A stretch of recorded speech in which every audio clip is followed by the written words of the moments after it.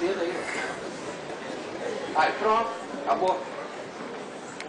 Quero também saudar meus amigos que estão nos seguindo pela TV Iris, aos amigos que estão nos assistindo ao vivo e aqueles que vão compartilhar do nosso congresso depois de gravado e editado, que vai ser a próxima tarefa da TV. Nós queríamos iniciar dando um aviso que amanhã o pessoal da TV Iris que está aqui conosco vai ter de viajar amanhã cedo, porque ele não conseguiu mudar o horário de voo. Então não vai ser possível transmitir ao vivo o debate que nós teremos a partir das 8h30. E ele será gravado e depois será editado e colocado à disposição de todos que estão assistindo, que estão nos seguindo, porque amanhã eles terão que viajar. Estevam, Mauro e respectivas esposas e namorados vão ter de ir amanhã. E, consequentemente, não vai dar para eles gravarem. Hoje vai ser o momento final da gravação da TV e o momento final de passar ao vivo. Outra coisa também que estão me perguntando, já que todo mundo aqui está fazendo comercial, nós temos aqui o nosso companheiro Humberto, que está sendo responsável pelo nosso Congresso Iris 2017 lá em Assis. Então o Iris vai fazer um congresso internacional lá em Assis em 2017. Então dá para a gente marcar direitinho, dá para a gente preparar. O Humberto está preparando tudo para poder, quando lançar, dá tempo da gente pagar também, para a gente poder estar junto. E seria uma alegria estar todo mundo junto. Nós vamos estar com o André, vamos estar com o Júlio, vamos estar com o Gilson, vamos estar com o Jorginho. Quer dizer, nós estaremos lá todos juntos. O Humberto é esse que está andando aí, ó. Tá bom? Então, depois vocês pegam o e-mail, que ele vai dar toda a notícia para que a gente possa realizar isso lá, comemorando 10 anos de Iris. Nós vamos fazer lá. Em 2017, o Iris completa 10 anos. Pode falar de Francisco de Assis? Lógico, o que você quiser, gente. Você tem direito a tudo. Ok? Então vai ser o nosso trabalho e nós vamos lançar lá esse congresso. De data? Deve ser mais ou menos junho ou julho. A data está definida pelo preço. Então essa vai ser a definição da data. Tá ok? Bem, pessoal, nós vamos abordar um assunto que é um assunto um pouco mais difícil no sentido da compreensão, porque nós vamos falar de consciência, mas vamos falar de espaço e tempo. Hoje, as maiores discussões no campo da ciência estão em torno do espaço e está em torno do tempo.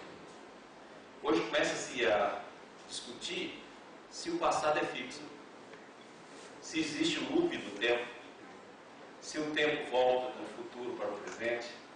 Uma série de discussões muito interessantes e que mexe com todos os conceitos que a gente tem certeza dessa passagem do tempo e desse processo do tempo onde nós estamos. Existe uma discussão enorme sobre a entropia, existe uma discussão enorme sobre a flecha do tempo, e lá a biologia discutiu isso muito. E o Bohr já discute esses assuntos na obra dele inteira.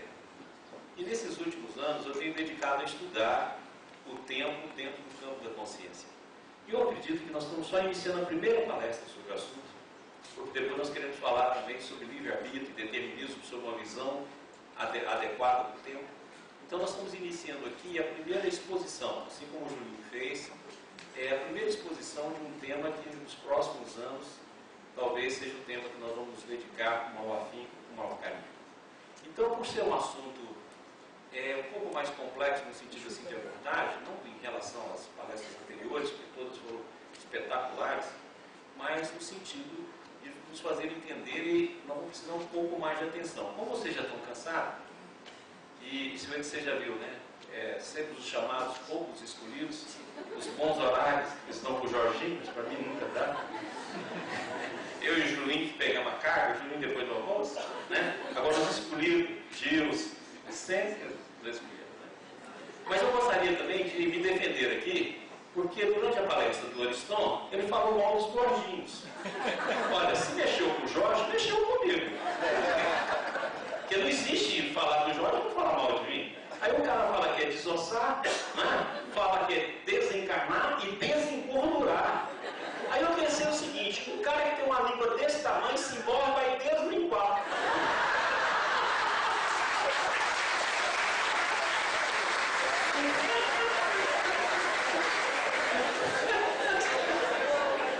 E outra coisa que eu fiquei sabendo, tem uma calúnia aqui que falou que quando eu estava em Jerusalém, eu pedi em hebraico um chope. Mas o meu professor de hebraico foi o Jorge Damas. E ele não contou a segunda parte, que na hora que eu pedi o chope, eu pedi em 3, que o Adalto estava conosco também. E ele só bebeu água só para matar a sede para começar o chope. Não foi dito isso aqui, tá bom? Então vamos lá.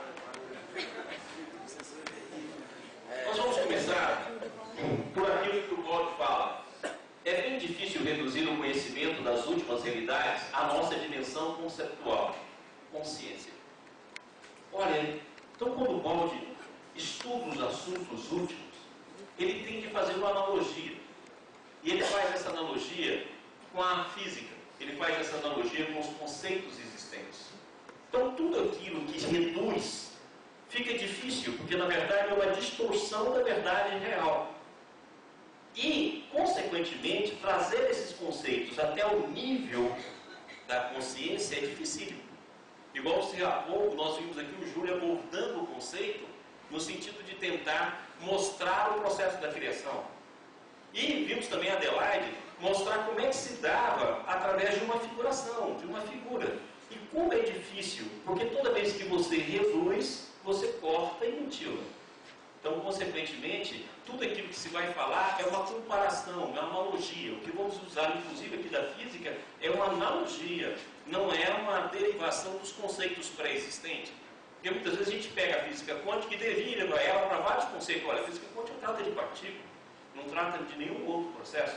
Quando a gente deriva no sentido de analogia, para que faça entender aquilo que nós estamos tentando pesquisar. Depois desse princípio, nós temos uma palavra do Einstein que é muito interessante. Pessoas como nós, que acreditam na física, sabem que a distinção entre passado, presente e futuro é apenas uma ilusão, teimosa e persistente. E essa ilusão é a ilusão mais difícil de tirar de nós. Nós estamos no tempo e colocamos até Deus no tempo, porque a gente fala assim, Deus criou. Olha, se Deus é sistêmico, no sentido de perfeição, do absoluto, do eterno, do infinito, não pode haver criação. Quando eu falo em criação, eu estou falando num processo didático para entender um processo bem mais profundo e muito além da nossa concepção. É uma analogia para poder tentar explicar aquilo que o Julinho falou há pouco aqui. Eu só estou tentando um processo didático. Mas eu não posso falar em criação, porque eu falo em criação reduzir todo o processo ao tempo. Então nós precisamos começar a entender que talvez não haja criação. E quando se fala que Deus é Pai, é num sentido muito mais amplo do que criar, do que gerar. Nós mesmos não geramos nada. Você vê o vídeo que o Juninho nos deu? Nós geramos a carne, do qual o Espírito materializa. E outra, não teve início. Você fala assim, não, o Espírito iniciou. Não, ele existe antes do útero e existe depois do túmulo. Então, consequentemente, nós não podemos colocar a origem do Espírito no princípio, no tempo. Tem que estar fora do tempo. E essa é uma das nossas discussões hoje. O ignoto pode ser sempre explorado, assumindo como segura a hipótese de trabalho indicada pelo princípio de analogia, porque o universo é unitário, regido por esquemas únicos, reconduzíveis a um tipo central único, que se repete em todas as alturas, evolutivas e em todas as formas e combinações possíveis. Então, é esse princípio de analogia que o Baldi usa. Muitas vezes existem questionamentos daquilo que o Baldi fala aqui ou ali sobre o princípio científico desse ou daquele processo, mas ele está usando uma analogia. Ele não está falando em igualdade nem identidade. Ele está falando de um processo de analogia.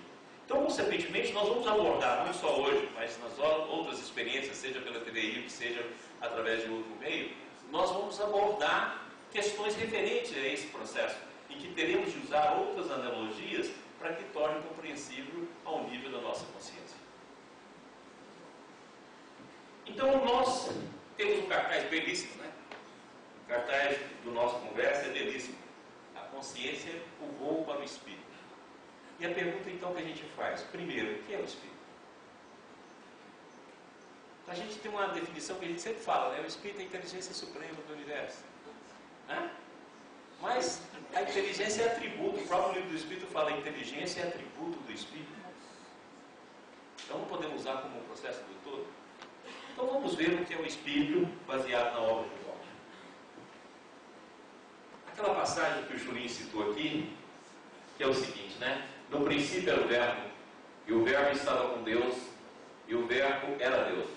Ele estava no princípio com Deus, todas as coisas foram feitas por Ele, e sem Ele nada do que foi feito se fez. Então nós podemos pegar essa passagem, como faz Emmanuel, por exemplo, e coloca ela na figura do Cristo, no Logos. Ele fala, tudo que foi feito por Ele.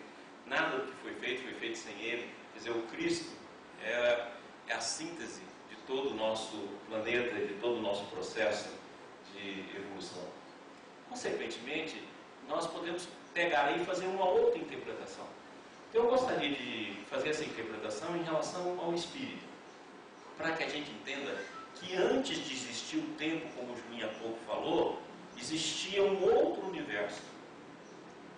Esse outro universo era o universo do Espírito. E depois passou a ter o universo da consciência. A consciência nada mais é do que uma contração do campo do Espírito. Essa contração do Espírito nasce a consciência. E da consciência ela vai modificando em diferentes níveis, até chegar na consciência atômica, até chegar na consciência espaço-temporal. Eu costumo dizer que é aquele ensinamento do livro do Espírito que fala do átomo ao arcanjo, que também começou por ser átomo, pergunta 540, ela pode ser dita hoje do espaço-tempo ao átomo, do átomo ao arcanjo, que começou por ser espaço-tempo. Por quê? Porque hoje nós sabemos que o átomo é gerado pelos processos que existem dentro do espaço. O vórtice quântico é onde se geram as subpartículas, é onde se geram as partículas que vai constituir o átomo, é onde se geram as partículas virtuais e aquelas partículas reais que vai constituir o nosso mundo. Então o espaço-tempo é a gênese daquilo que nós chamamos de matéria. E, consequentemente, é o último processo de descida da consciência e o início do impulso do processo evolutivo. Então, nós podemos dizer o seguinte, nós finalizamos no espaço-tempo, e do espaço-tempo nós evoluímos para voltar. Então, o filho pródigo, quando vai servir comida aos porcos, nós podemos dizer que essa comida aos porcos é o espaço-tempo. A matéria no seu princípio mais denso. E na hora que ele fala assim, eu vou voltar para a casa do meu pai, é o homem, no sentido de ter adquirido a consciência e o livre-arbítrio novamente. E que pode retornar conscientemente até encontrar novamente o pai em si mesmo. Ok? Então vamos nessa. Então aqui está o que seria o sistema. No princípio era o Espírito. E o Espírito estava com Deus. E o Espírito era Deus. Ele, o Espírito, estava no princípio com Deus. Todas as coisas foram feitas por Ele, o Espírito, e sem Ele nada do que foi feito se fez. Então nós estamos no mundo do Espírito. É aquilo que preexiste, é eterno. Há pouco o Julinho falou. Muitas vezes quando fala assim, mundo espiritual, mundo do Espírito, a gente tem o mundo espiritual. O mundo espiritual é matéria. Não podemos esquecer que até o nosso pensamento é matéria. Então é um absurdo falar pensamento de Deus. A gente fala, porque não tem outro jeito. Mas lembra que não tem nada a ver com o seu. O seu ainda é matéria. Então, consequentemente, o mundo espiritual é matéria. Quando fala mundo espiritual, nós estamos falando do mundo do Espírito, o verdadeiro mundo. Onde os seres e a criação divina, a primeira criação que o Walter fala, falando aqui de criação no sentido da gente entender o que significa. A partir daí, então, nós temos o princípio. Por quê? Porque no princípio o Espírito já existia, o Espírito é eterno. Nós temos uma visão, olha bem, entende a evolução, a gente acha que é possível existir um ciclo de uma ação só. Ou seja, a gente evolui. Deus nos criou e colocou a gente para evoluir. Hoje em dia a gente sabe que isso é um absurdo. Que tem de ter os dois ciclos, o processo de evolução e de evolução que cria o impulso da evolução. Ora, a eternidade não pode ser de um ponto para frente. Isso não é eternidade. Eternidade é eternidade em qualquer direção. Então, se é eternidade, não tem princípio.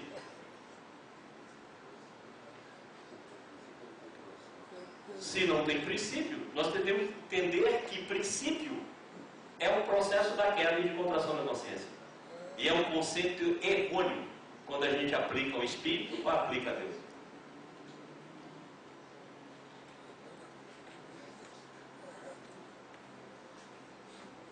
Eu repito isso aqui, eu acho que 200 vezes por mês. Eu falo que quando eu morrer vai colocar assim na minha lápide, que jaz aquele que vivia falando que Espírito é totalidade, unidade, Deus, individualidade. Graças a Deus o gordinho morreu, acabou esse chalão. Mas vamos lá. O que é o Espírito? Se nós pegarmos a obra e o molde todo, ele vai falar que o Espírito é Deus, unidade, totalidade e individualidade. Ou seja, o Espírito, nós participamos do Espírito. A palavra amor, Espírito é aplicada em tanta coisa. Mas o Espírito, o verdadeiro Espírito, é a individualidade, a totalidade, a unidade de Deus. É uma totalidade indivisa. Não se separa. E ao mesmo tempo tem a individualidade. Essa individualidade aqui não é individualismo. Individualismo é isso que nós somos, esse ego. Não tem nada a ver com isso. A individualidade é infinita. Agora, a melhor palavra que eu já encontrei, que é o termo que se usa para o Cristo, a individualidade é a unigenicidade. Que no dicionário do Wycliffe ele fala o seguinte, que unigênito é o único da sua espécie. Isso é lindo. Por isso que fala que Jesus era o filho unigênito do Pai. Então todos nós somos filhos unigênitos, o único da sua espécie. A cada um, no sentido orgânico, foi atribuída uma função, que o Joinho falou aqui também. Essa função é a própria de cada um. Então nós somos unigênitos. Não tem outro ser igual. Agora, quando a gente fica no individualismo, tem vários iguais. Se você quiser ver um capeta, olha no espelho. Se você quiser ver vários, bate o selfie. Tá com o pessoal aqui, ó. Bate o selfie aqui, você sempre vários. Por quê? Porque na verdade o individualismo nos iguala. Porque faz as reações ficarem extremamente semelhantes. Porque todas é egóico. Agora, o amor nos faz tornarmos unigênitos. Porque cada um vai amar e vai se colocar na função que Deus colocou dentro do sistema orgânico. Então, a unigenicidade que é a individualidade. Agora, o que seria Deus? Pegando as definições que o Baudio fala, o que o Baudio fala? Deus, como princípio, é lei. Como essência, é amor. Como substância, é vida. E como ser, é verdade. Então, isso seria o Espírito e Deus. E nesse processo, nós tínhamos o todo uno Deus que o Baudio chama. Eu acrescentei um uni aqui, de unigênito, para chamar a inversão para a individualidade. O todo uno Deus. Vivia-se num sistema perfeito, eterno, infinito, absoluto. E é o que é importante, não vibracional. O sistema não é vibracional. A melhor analogia que nós podemos fazer é o emaranhado quântico.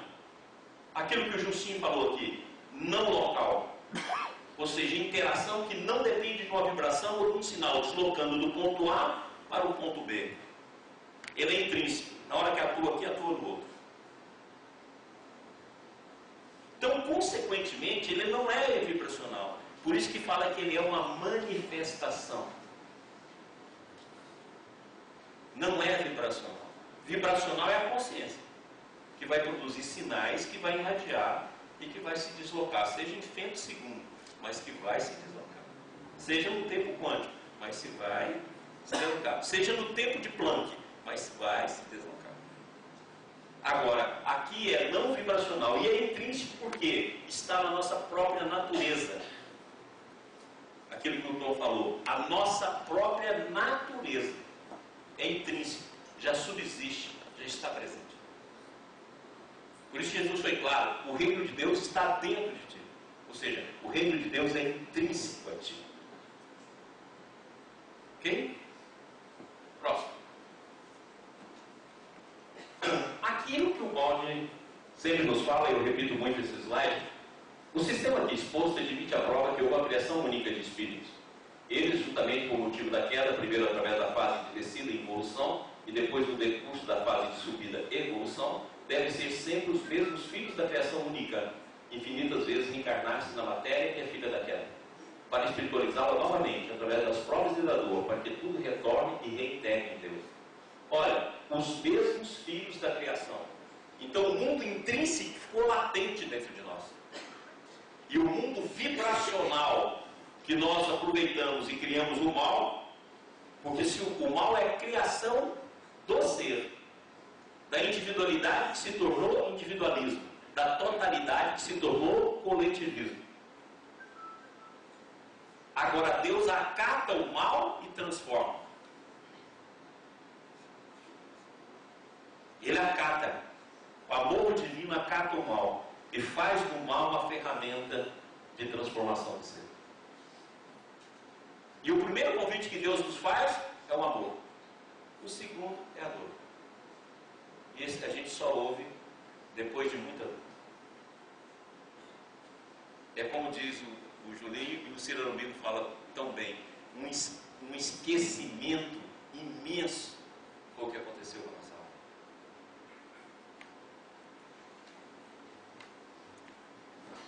Então, olha só, Deus, o Espírito, o mais infinito, Deus, unidade, totalidade e individualidade. Da totalidade surgiu o coletivismo, da individualidade surgiu o individualismo, dos dois nasceu a consciência. Então a consciência é uma contração do campo do ser do espírito. E ela, quanto maior a contração, mais distante da essência intrínseca que temos em nós mesmos estamos. Não é espacial, como a Adelaide falou. Porque é intrínseco. É a distância de nós mesmos. É a distância do nosso próprio interior.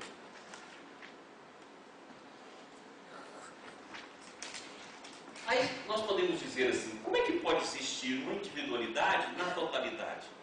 Como é que pode existir uma individualidade num todo indivíduo?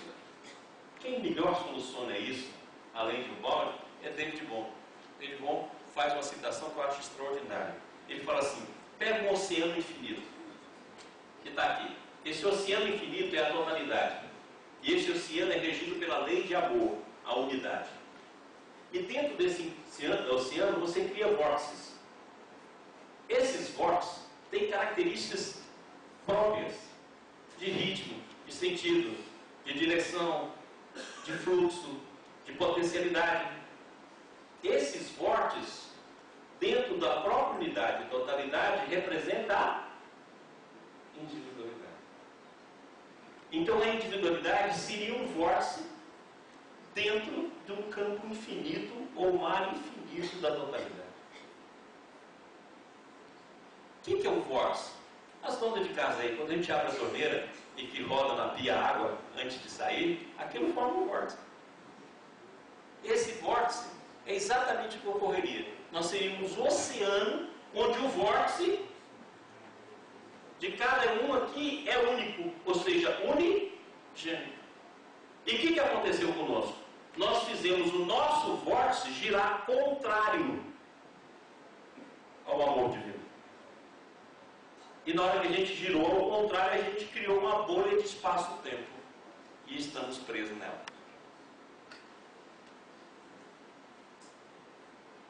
E o único rosto que a gente vê é o nosso. Ou seja, é o narcisismo.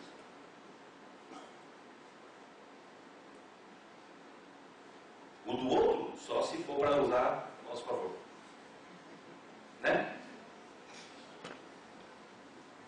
Então, o que seria o mundo da consciência? Seria o nosso universo, que nós poderíamos resumir da seguinte forma: o mundo, o antissistema, seria o mundo da consciência. Nele nós temos a informação, que hoje em dia sabe-se que o universo se constitui de informação. Nós teríamos a matéria, teríamos a energia e teríamos um multi ou meta-universo.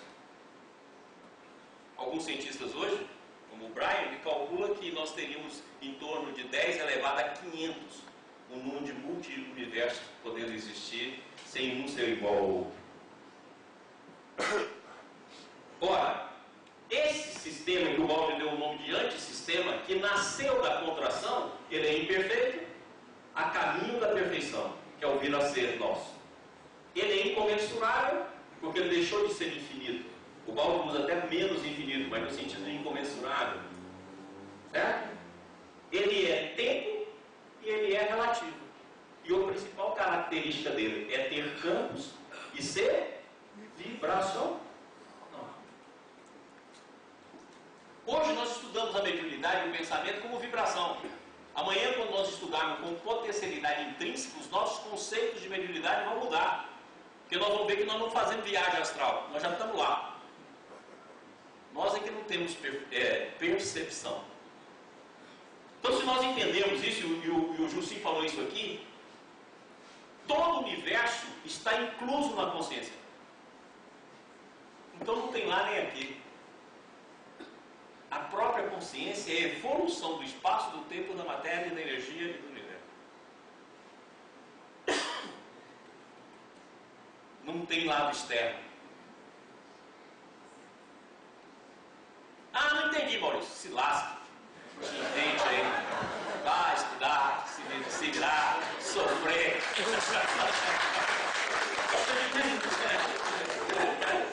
Vai ali as 24 horas.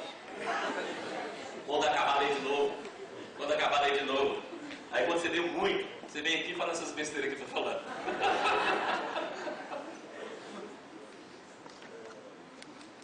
Então aqui, nós fizemos uma figura na tentativa de entender o processo. O sistema é toda essa área. E nós desenhamos com pontos pontilhados para mostrar que ele é infinito. Que ele não tem limite. Então, consideramos aqui o pontilhado como um infinito, para não dar a ideia de esfera fechada.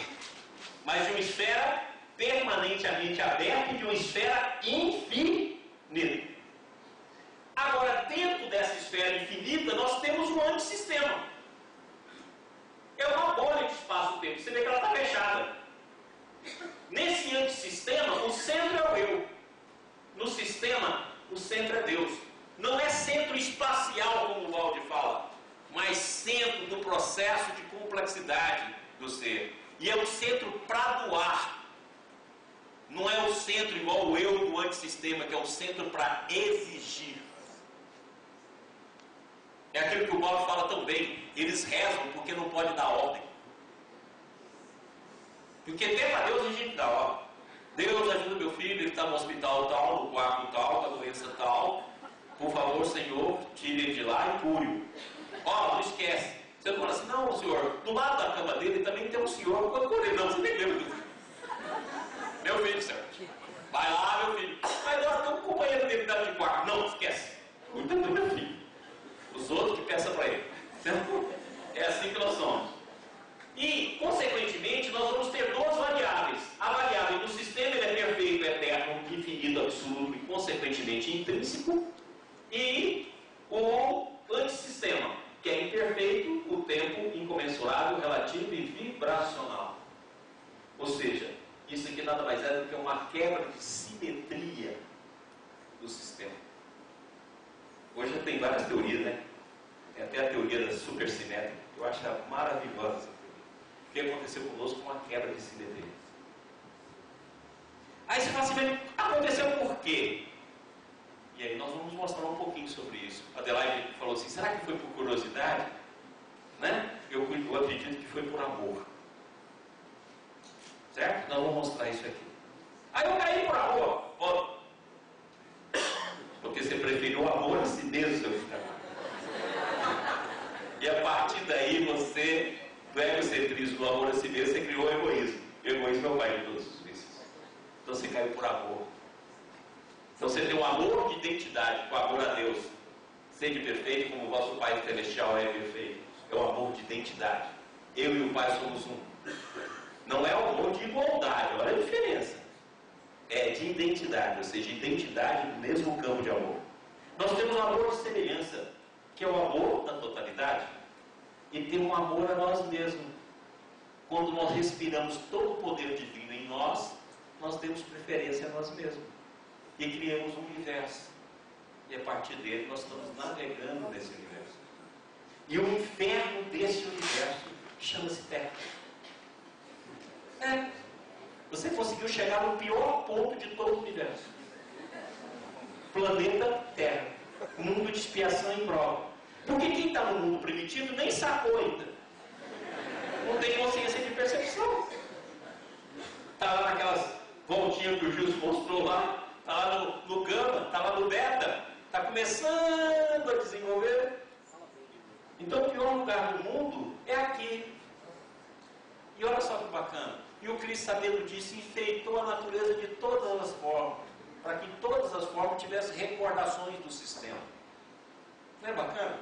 A gente olha assim, hoje é sistema ecológico, sistema familiar, sistema social. Tudo que a gente olha tem um esquema do sistema sendo exposto. Por isso que a gente fala que Deus está na natureza.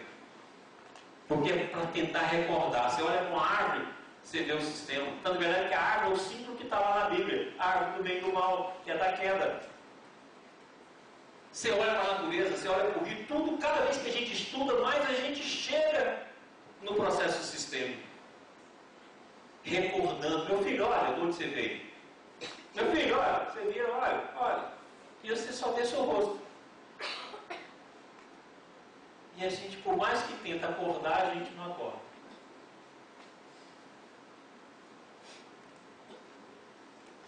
Então aqui está mostrando aquela ideia do vórtice, né? O oceano infinito e o vórtice. Tem alguns que fez a volta para a esquerda e outros a volta para a direita. O ângulo negativo, aqui surgiu a S. E aqueles que continuaram movimentando o sistema da lei, mesma direção e mesmo sentido, continuaram no sistema. E aqueles que tiveram a mesma direção e sentido oposto, fizeram a contração do vórtice. Criou-se o tempo, o espaço, a consciência, a energia e a terra. O primeiro afastamento foi o espírito, que o Walt chama de afastamento moral. O segundo afastamento foi dinâmico, foi a energia. E o terceiro afastamento é a cristalização no campo da matéria.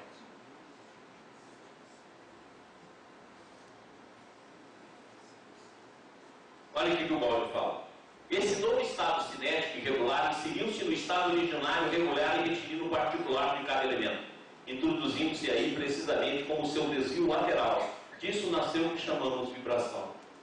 Não é que o Walt fala várias vezes que o sistema é imóvel. Não é imóvel de não movimento, mas imóvel porque o movimento retilíneo em Deus. E como ele é intrínseco, não tem movimento do ponto A para o ponto B. Mas ele tem um movimento permanente, vamos dizer assim, da respiração do ser. E dentro desse processo, o ser fez um movimento lateral. Nasceu a consciência, nasceu a vibração. Então, o que é a consciência? Um campo vibracional. Um campo irradiante. E nós deslocamos aquela nuvezinha que o Gilson mostrou. O nosso eu, que era o nosso self, através do egocentrismo que se tornou egoísmo, nós criamos o ego e deslocamos ele com os centros de consciência que nós fomos abrindo, criando, porque nós temos um poder de co-criação imenso. Até que criamos o espaço-tempo. Criamos o mal, criamos a fragmentação. Mas como nós somos tão separados que a totalidade é indivisa, a totalidade então nos abarca e nos impulsiona por retorno. A unidade não tem como ser quebrada, porque a gente tem como agir sobre nós mesmos, mas não temos agir como o sistema como um todo. Então nós podemos podemos resumir o seguinte: nós temos duas naturezas. Uma natureza vibracional ou um estado vibracional, e nós fica fácil, porque esse estado está representado como o seu ponto maior do pensamento. E temos uma natureza intrínseca, infinita, a natureza do espírito representada pela luz. Aqui, essa natureza é o sistema. Então nós não saímos do sistema. Isso é importante entender. Inclusive tem uma parte de nós que não saiu nada do sistema, que é a parte funcional. Que o Balde fala que a gente tinha 100% de conhecimento. Onde tem 100% de conhecimento não tem zona do ignoto, não tem queda. Então uma parte de você não saiu do sistema. Agora o restante fragmentou. E o Balde fala, os ecos do sistema estão ainda na tua alma, te chamando para o retorno. E isso tudo está dentro de nós. E temos um lado onde o amor, opa, volte aqui, opa, não vá, aqui. Então aqui está o amor, que resume todas as leis e profetas. E junto ao amor está o movimento, ou a respiração de todos os seres. Você pode olhar, se nós formos pegar a linha comum de todos os seres, desde os átomos que ela mostrou aqui, desde o espaço-tempo que nós falamos, é tudo movimento. Então o movimento é o primeiro eixo do ser. O átomo está em movimento permanente, o espaço está em movimento permanente. Então, na verdade, a ciência descobriu que o espaço está em expansão, com uma taxa maior do que eles previam. Tudo está em movimento, o vórtice quântico está em movimento. Então a consciência foi reduzida ao seu ponto mínimo. O menor quanto de uma consciência é o movimento. Aí o movimento começa a se abrir, aí vira movimento e afinidade, que foi o Adelaide mostrando ontem, afinidade entre átomos. E essa afinidade tem até alma gêmea, aquilo que eu já falei aqui várias vezes. Se você pegar uma molécula de oxigênio e colocar uma molécula de hidrogênio, mas colocar uma molécula de flúor, ele larga o hidrogênio e vai para o flúor. Ele adora o flúor. O oxigênio é apaixonado pelo flúor. Não pode ver um. Pode estar casado. H2O, larga. O mesmo se dá com a hemoglobina e o carbono.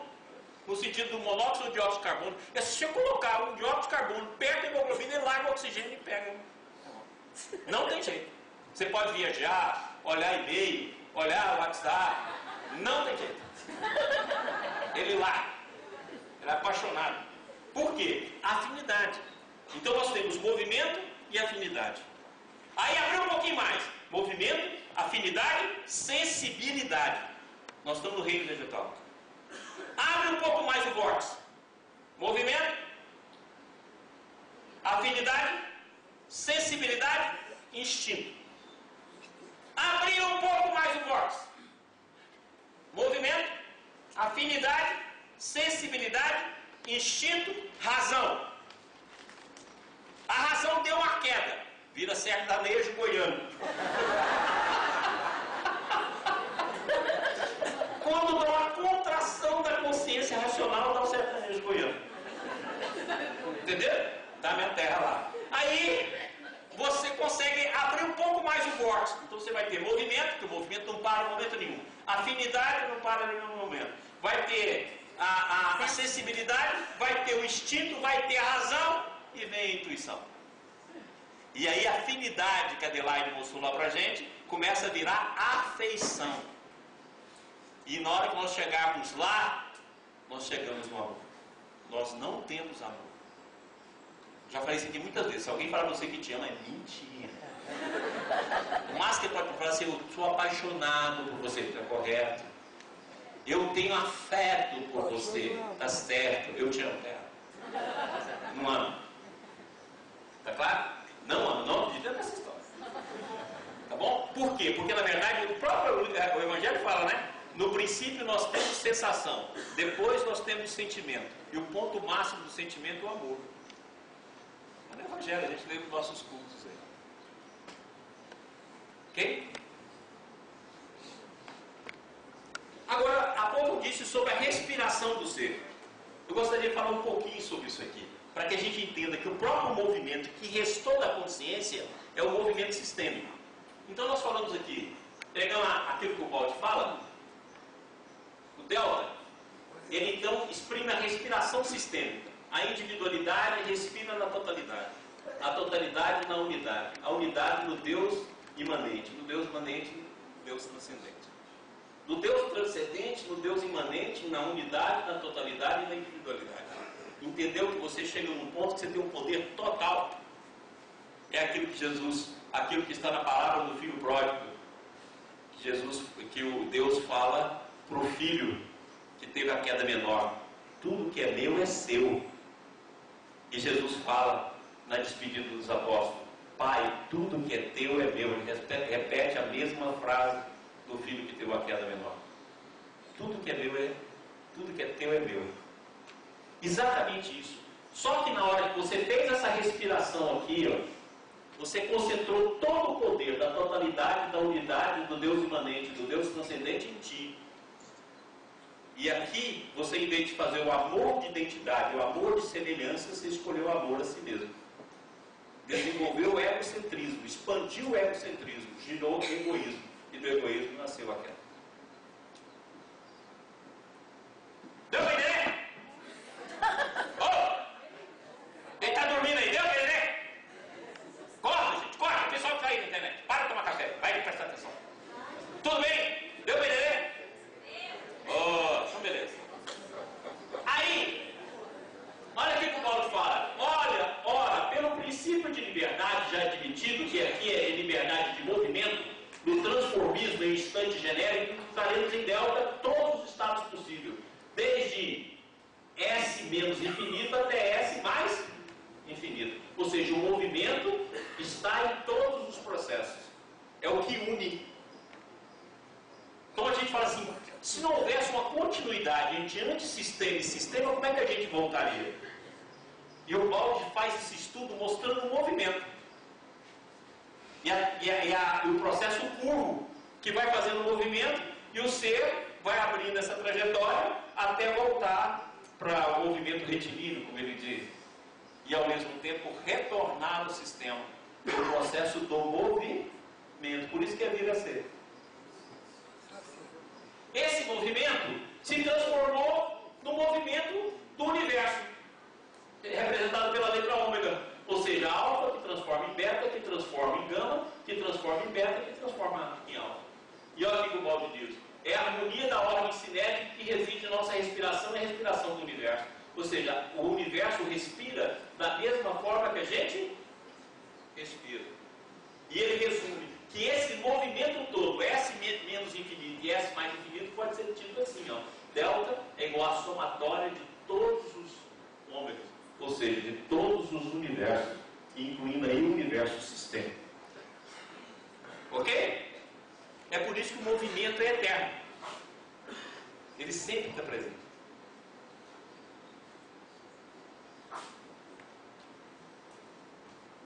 Aí você fala, Maurício, onde nós temos um exemplo disso? Nós temos um exemplo disso na Nouri.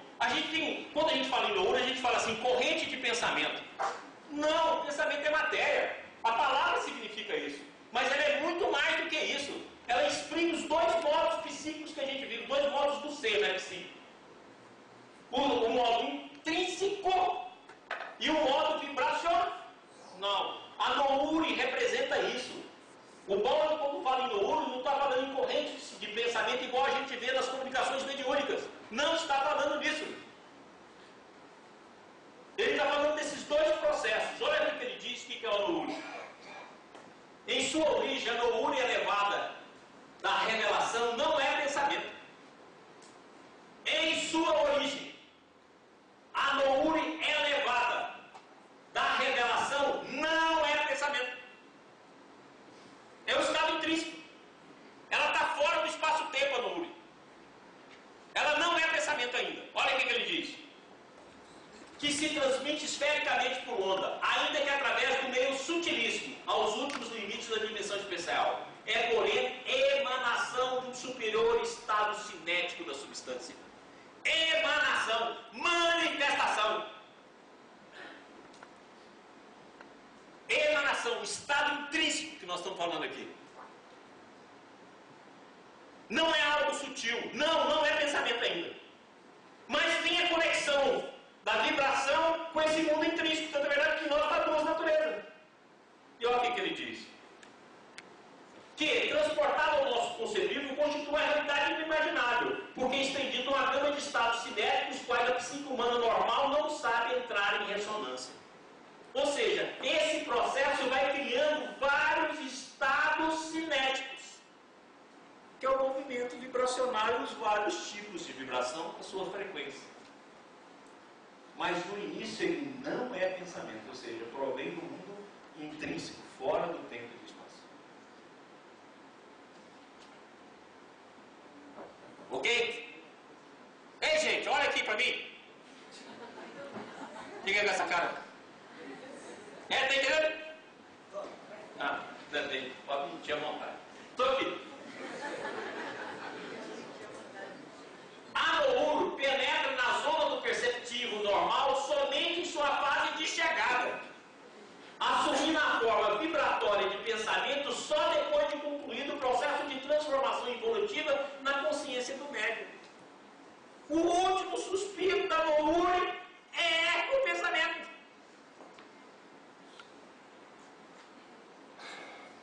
Então, eu queria dizer, a Mouro é uma manifestação de um estado cinético superior da substância, que na sua fase de redução transforma em vibração e é captado pelo médium. Não peça para repetir que eu não vou dar conta. Volta a fita aí e aprende. Entendido? Não peça para repetir. Então isso que é o processo. Ou seja, ele vem aqui na forma de... Aí que ele chega em pensamento. A ciência não possui por isso outro meio de pesquisa e não pode atingir o fenômeno senão através desse instrumento. Não existe nenhum veículo mecânico que possibilite alguém percorrer a dimensão e evolução, senão o próprio eu que evolve. Ou seja, a ciência pode estudar fenômeno, mas não tem como estudar o fenômeno evolutivo que só a consciência pode fazer. Tudo bem? Então agora eu queria que a gente entendesse uma coisa. Qual é a máquina do tempo? A consciência. A ciência fica achando que vai ter um DeLorean de volta ao futuro. Mas não tem jeito. A máquina do tempo é a consciência. Já está em nós.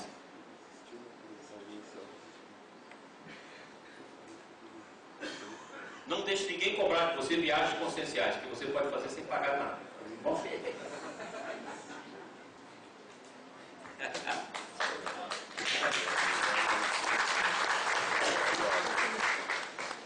Olha lá. Agora você fala, como é que é isso? Como é que se vê desse jeito? Olha o Balde tentando mostrar pra gente. Ele faz um esforço gigantesco. Eu acho que o Balde, quando receber essa coisa, vai assim, não, Deus, eu tenho que explicar mesmo. Tenho, Balde. Mas eu tenho que explicar para esse povo todo. Tenho, Balde. Não tem jeito, eu não vou entender nada. Não, meu Deus do céu. Como é que eu vou explicar isso? Devia ser um diálogo assim. Não é possível, como é que eu vou explicar essa coisa? Aí, olha o que ele fala. Sem olhos, eu vejo o firmamento interior do universo, onde tudo fala sem haver palavras. A substância vai e vem, da ideia à expressão, e da expressão à ideia. Movimento imenso, que mais uma vibração tão imóvel está, que é mais uma vibração tão imóvel está. Cada vida é uma pulsação dessa vibração. Ou seja, um movimento imenso. Respiro o seu ritmo na minha própria vida. Nessa profundidade de consciência, a vida é... Olha que espetáculo. É assim que se vê.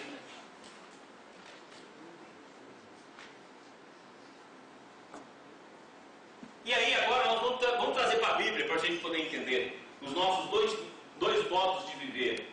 Olha lá. E no meio do jardim estava a árvore da vida.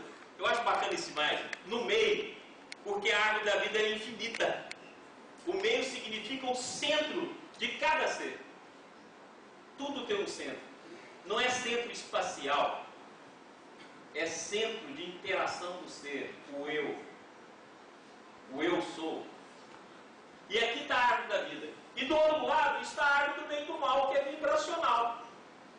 Nós então fizemos o quê? Vivíamos aqui, no movimento intrínseco, na árvore da vida, e passamos para cá. Por isso que fala que nós morremos.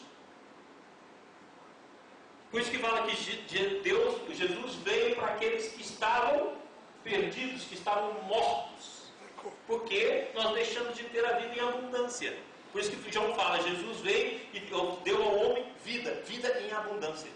É aquilo que há pouco eu estava falando na rádio, que eu falei assim, há uma frase de Paulo que fala assim, o homem é cercado por abundâncias infinitas em todos os sentidos e vive na necessidade. Somos nós.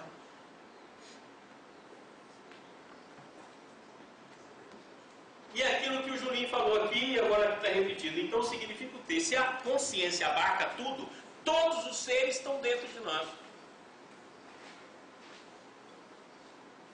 Mesmo que eu não goste de você, você é intrínseca dentro de mim. Já pensou? Não tem jeito de você ter raiva do outro, porque o outro está dentro de ti. É um holograma. O todo na parte, a parte do todo. Não tem como você tirar ninguém de dentro de ti. A sua sogra está dentro de você. O ex.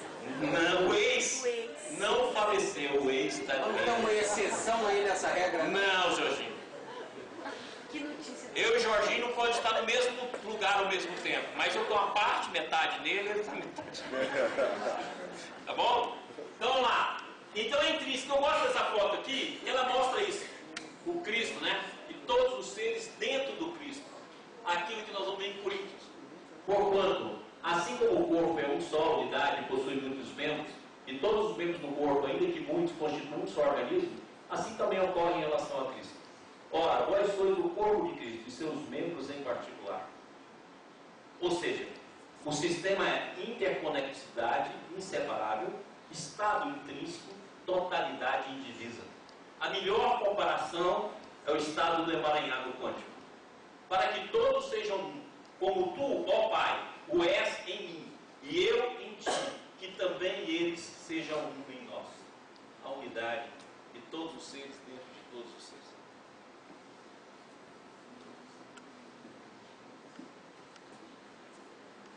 Ok? Próximo. Vamos lá. E aí o estado vibracional. Aquele lá é o estado intrínseco. E esse é o estado vibracional, outra parte nossa. A única parte que a gente começa a perceber. Tanto é verdade que aquela frase que o Julinho falou aqui há pouco, nós podemos dizer o seguinte: vibro, logo existo. A vibração é a base de todo o universo. Desse nosso universo. O universo não é matéria como ele julga que seja, mas um pensamento que tudo rege e que tudo depende. O pensamento do homem não é senão um momento infinitesimal desse todo pensante. Não resta a este outra coisa senão enquadrar-se nesse pensamento, muito maior do que ele, harmonizar-se com ele e realizá-lo. É o que nos compete no estado intrínseco. Realizar o estado vibracional é realizar o processo intrínseco que está dentro de nós. Próximo. Então, quando passamos do organismo físico regido por um princípio dinâmico ao organismo de estrutura exclusivamente dinâmica, em que o corpo já não é constituído de matéria, mas só de energia, a individuação específica pessoal, aquela que distingue, não pode ser mais dada pelo corpo e por suas características físicas. Então, o que individua é o tipo de vibração. Ou seja, aos poucos que você vai evoluindo. Primeiro a gente reconhece pela forma. Ah, Maurício, ó o Jorge, ó o Juninho, ó o Gilson. Pela forma. Quando a gente morre, o cara tem que vestir aquela forma, porque não é reconhecido. Não é reconhecido. Então, se ele, Ferdinando, por exemplo, está muito perto, se ele morre, quando ele voltar em mim, você não vê com a roupa de Ferdinando, eu não vou lembrar dele. Fala, quem? Eu estou vendo um espírito. Aí ele fala, sou eu, Ferdinando. Ah, Ferdinando. Eu lembro de Ferdinando. Ou seja, pela forma. Agora, aos poucos, nós vamos ver que não é a forma que define, é a vibração.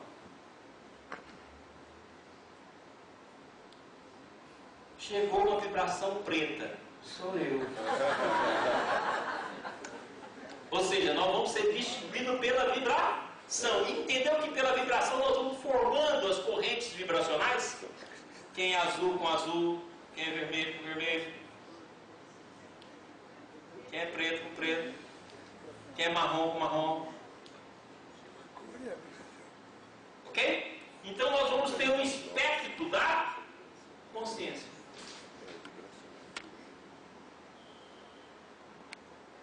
É dessa forma que o empoderado emerge do mistério e, visto com os olhos do Espírito, assume a mesma solidez que a realidade concreta apresenta aos olhos comuns.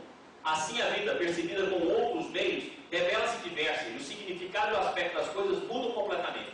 Então, o nosso mundo, que se apresenta a nós como realidade em face do Espírito, torna-se ilusão, enquanto o mundo do Espírito, que nos parece sonho, aparece como realidade.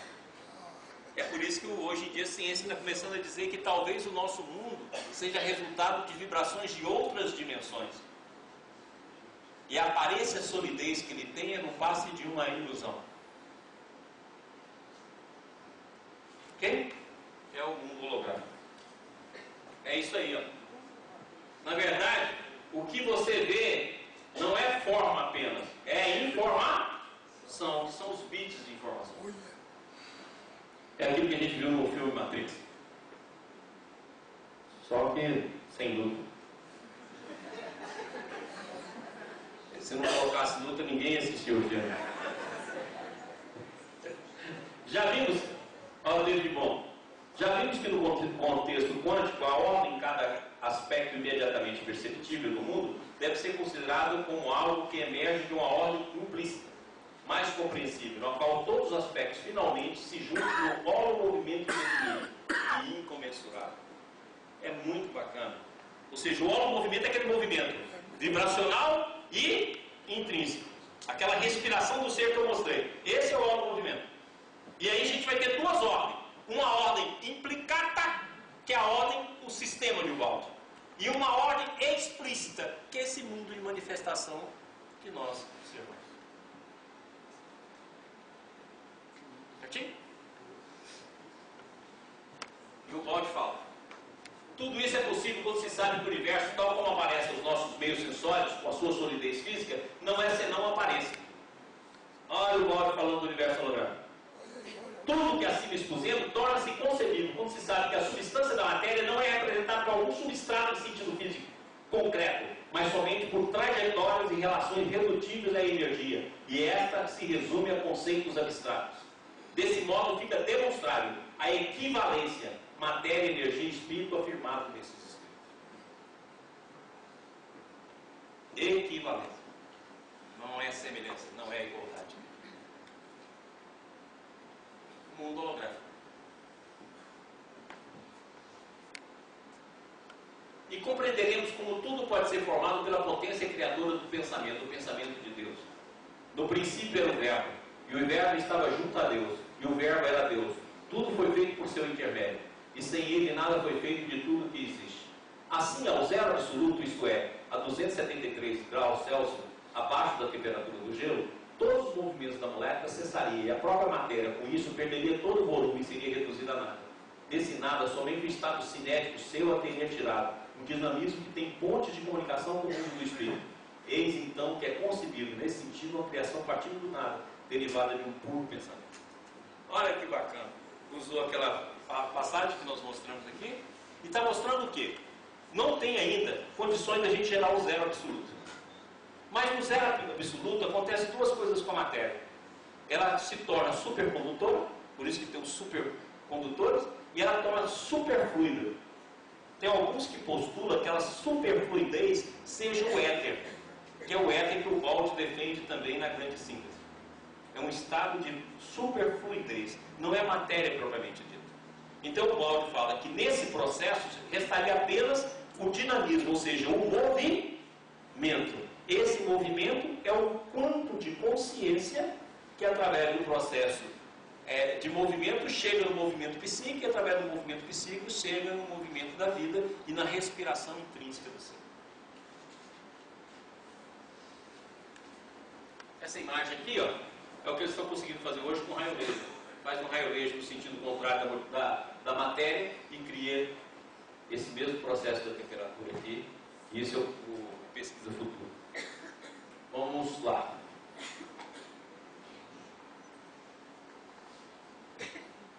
Como surgiu a consciência?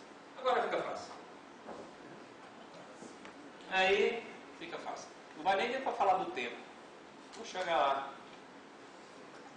O Balde Congresso 2018.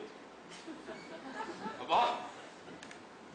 Agora a gente entende o que o Balde diz aqui, ó. De acordo com a lei de dualidade, o universo é bipolar, dividido e reunido dessas duas partes opostas, inversas e complementares. As correntes de força que o constituem são de dois tipos, de naturezas contrárias. Trata-se de dois dinamismos opostos, que se aparentam e se excluem. Na verdade, se somem mesmo parecendo entrechocar-se, na realidade colaboram. O homem pode escolher a corrente positiva ascensional, que progride em direção ao bem e alegria, ou a corrente negativa descendente, que retrocede para o mal e a dor. Ou seja, duas formas de existir, forma intrínseca e forma vibracional. O bem e o mal, e assim por diante. Sempre bipolar. Aí que eu faço uma pergunta interessante. Será que o nosso livre-arbítrio não é bipolar?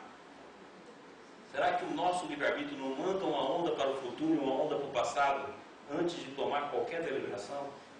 E a onda do futuro faz a gente ver as consequências, e a onda do passado faz a gente ver o condicionamento, e a gente escolhe conscientemente cada ação da nossa vida.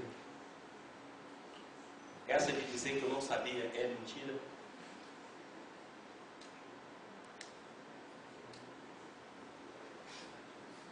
Lembra do princípio da analogia? Se o universo é bipolar, a natureza nossa é bipolar e o livre-arbítrio é bipolar.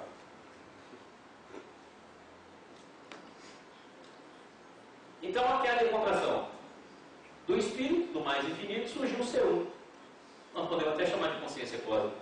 E de cada consciência foi contraindo, até chegar nas N dimensões do espaço-tempo de consciência. Aqui surgiu o tempo. E aos poucos surgiu o espaço, quando nasceu a matéria. O espaço só surge quando nasce a matéria. Então a consciência se contraiu até chegar em superconsciência. A superconsciência contraiu até chegar em consciência. A consciência contraiu até chegar no tempo. O tempo contraiu e chegou no espaço. Onde tudo se aglutina num ponto. Por isso que o Big Bang começa num ponto, menor do que um próton. Aí o processo de expansão começa. E aí nasce a matéria nas dobras do tempo, e vai nascer as galáxias na dobra do espaço-tempo, e aí começa a formação dos átomos, e a gente tem a matéria que a gente conhece.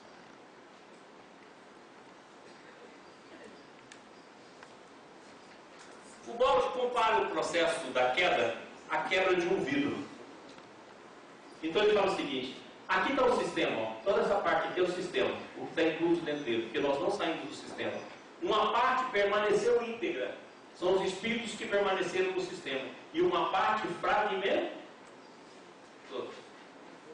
Uns fragmentos maiores e outros fragmentos menores. O menorzinho aqui, a matéria mais bruta é nós. E esse processo aconteceu dentro de nós também. Da mesma forma que aconteceu com o coletivo, aconteceu com a individualidade. Você se fragmentou interiormente. Uma parte tua não caiu, que é a parte que você realiza essa função no sistema. Ela tem 100% de conhecimento. Mas as outras partes suas, ó, contraiu. Por isso que Jesus fala: quando tiver dois ou mais reunidos em meu nome, aí estarei. Não é você mais um, não. É você com você. Na hora que você juntar dois pedacinhos de vidro, surge o clarão da consciência e a presença do Cristo em ti. Por isso que o IBS chama Instituto Brasileiro de Benevolência e Integração do Ser. Aí pode perguntar: por isso o que é integração do ser? Juntar os cacos de vidro que está dentro de nós. É isso aí. Então, aqui está a figura da queda, ó. Os vários fragmentos que formou. Aqui está o C1, ó. Aqui está a consciência nominal. E aqui está o CN. Os vários fragmentos está representado aqui, ó. E é aquilo que Jesus fala: porque onde estiver dois ou três reunidos em meu nome, aí eu estou. Eu no meio deles. Porque na hora que eu junto dois, eu começo a refletir a presença da consciência no seu sentido racional. Agora, como é que foi do Gilson hoje? O Gilson falou o seguinte: o caminho da evolução já está traçado. É como? Já está dentro de nós, não é um caminho alheio, não é um caminho no sentido de não possível, não conhecido, já está dentro de nós. Então eu gostaria de falar um pouquinho aqui, que o nosso tempo está terminando, falar um pouquinho aqui sobre essa quebra de simetria, para a gente entender por que aquelas consciências que o Gilson mostrou aqui, X6, X5, está dentro de nós. Por quê? Porque na hora que houve a quebra de simetria, na hora que houve a fragmentação, aconteceu assim, ó, C1 quebrou em C2 potencial e C3 que continua a contração. O C3 caiu em C4 potencial e continuou com C5 em contração. O C5 quebrou em C6 potencial, que quebrou em C7 em contração. Até que chegou C10 potencial, C10 em contração e aconteceu até CN. Ou seja, em todo o processo foi ficando uma parte íntegra e a outra parte foi contraindo. Então, de maneira que essa parte que ficou em potencial ficou latente. E a parte que contraiu deslocou com o eu até o ponto mais extremo do espaço-tempo. Então, na hora que você pega a parte que contraiu e começa a desenvolver e abrir, você vai fazendo o quê? C10, descobre o C10 em potencial, que vai para C7, que descobre C6 potencial, que vai para C5, que descobre C4. Aquilo que o Gilson mostrou, aquilo que se torna consciente, subconsciente na cada jornada de subida. Ou seja, foi exatamente na quebra de simetria da consciência que foi ficando as partes em nós que têm um segmento de todo o processo evolutivo. Entendido? Deu para entender mesmo? Então a gente entende por que tem aquele gráfico da César Mística. E se a gente entender que houve uma quebra de simetria, nós quebramos os níveis de consciência que foram sendo quebradas, mas parte ficou como potencial e parte continuou a contração. E por isso que em todos nós está o potencial de retorno. Deu para entender? Dentro de nós tem tudo. Está o santo, está o anjo, está o arcanjo. A diferença é que você não conversa com ele.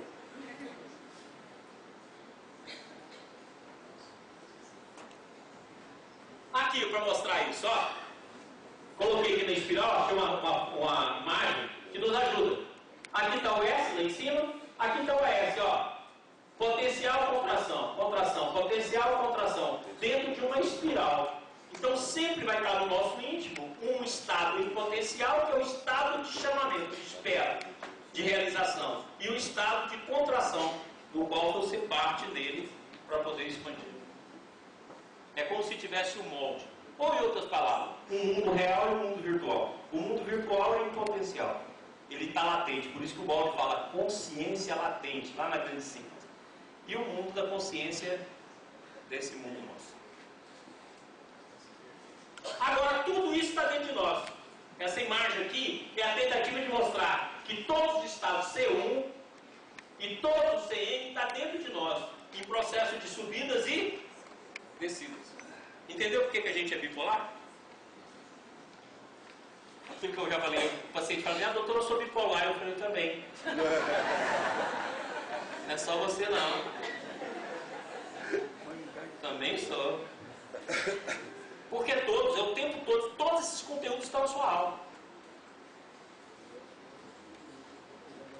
E para melhor representar, aqui ó, fluxo e refluxo. O tempo todo.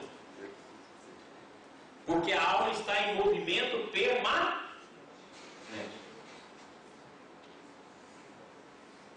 Agora, gente, está aqui, ó. Agora dá para a gente entender tudo.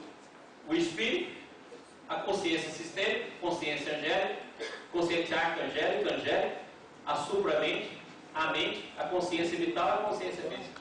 Então, dentro de nós tem um espectro de tudo. Alguns já são realidade e outros estão em estado potencial. Aqui, ó, isso aqui é uma realidade. Nós já estamos aqui no homem e dentro de nós, em estado virtual, está o super-homem, o anjo, o arcanjo. Ok? E nós somos formados de feixes. Por isso que o Balde fala, a personalidade é um feixe. E ele fala, conceba a consciência como unidade radiante. Por isso que a consciência é radiante. Essa é a definição da consciência. Ok? E isso aqui, ó, são os andares. Eu posso resumir nas duas visões do Balde. Os estados superiores de consciência, a gente chama de consciência latente, que é aquela consciência potencial. E a consciência externa, que é essa consciência onde a gente vive, formada de consciência física, vital e mental. Certinho? E aí nós vamos sempre ter uma consciência menor, que é onde estamos, e uma consciência maior, que tenta o voo para sempre. E aqui representada a inércia. E aí só a dor para ajudar. E aqui então, está aqui a passagem de um nível de consciência para o outro. Ó. C4, C5, C6, C7, C8, C9, C10, vamos embora. Dividindo aqueles campos que o Gilson mostrou aqui. É natural que transferindo o eu a um plano de consciência mais avançado em evolução, tudo aquilo naquele nível se manifesta em forma de vibração psíquica. Porquanto nas fases superiores todo o universo se torna espírito. E tudo abarca, porque se adormece na consciência normal, na outra desperta. E esta é muito mais elevada e potente. Nesse adquire uma nova amplitude de visão e de discernimento. Visão minha, livre e autônoma. Ou seja, eu adormeço aqui e desperto aqui. E vou ver o mundo com essa consciência. Esse é o processo que o Balde utilizou para descobrir a verdade. A gente é o contrário. Dorme aqui e inferniza aqui. Dorme aqui e inferniza. Tá bom? E o que o Balde fala? Ó, o princípio de sintonização de afinidade impõe um processo de purificação. A necessidade de fazer um vácuo embaixo no mundo da matéria, que se relega ao passado, a fim de que em nível mais alto haja espaço por ceder a vida. Ou seja, o que você tem que fazer? Abrir um espaço. Por isso que a cultura oriental fala no silêncio. Para abrir espaço a fim de que o novo se manifeste. E esse novo que já está latente em ti. Nasce então a luta interior da renúncia, a fadiga da virtude, a dor que dilacera os vínculos do espírito, o superamento das paixões, a destruição do eu humano e a ressurreição em Deus do eu super-humano. E aqui está a nossa casa mental. Qual a lado que nós somos? Aqui está o espírito, que é a potencialidade. Aqui estão os diferentes níveis de consciência que já percorremos e está em nós, em estado potencial e em estado de contração. Aqui estão os diferentes campos mentais. Aqui estão os vários tipos de mente. Aqui estão as várias personalidades encarnadas e desencarnadas que nós já vivemos. E aqui está a nossa casa mental que tem tudo isso aqui. A queda foi no estado da matéria e o ser deve ressurgir dela, através dela, carregando-a consigo com o seu corpo. Entendeu? Está claro? E aí, para a gente poder entender o que é o espírito? Ó, o espírito está fora do espaço-tempo. Tá? Fora do espaço-tempo. E a partir das emanações do espírito, da sua transformação nos dois estados, intrínseco e extrínseco, ele está presente em todas as formas que se encontram na Terra. O espírito infinito se enclausurou no limite do finito. Certinho? Essa é apenas a introdução ao estudo do tempo. Aí, no próximo encontro que nós tivermos, eu vou partir desse slide, tá bom? Para que a gente estude toda a parte do tempo e do espaço. Pessoal, agora, finalizando o nosso trabalho, primeiro eu queria agradecer a todos, principalmente a todos aqueles que têm nos dado carinho, de boa vontade, por tudo aquilo que a TV IPS tem representado para nós. Quero agradecer muito, nós todos da equipe IPS, agradecemos muito o carinho espontâneo, nós somos merecedores disso, que o nosso esforço é muito pequeno.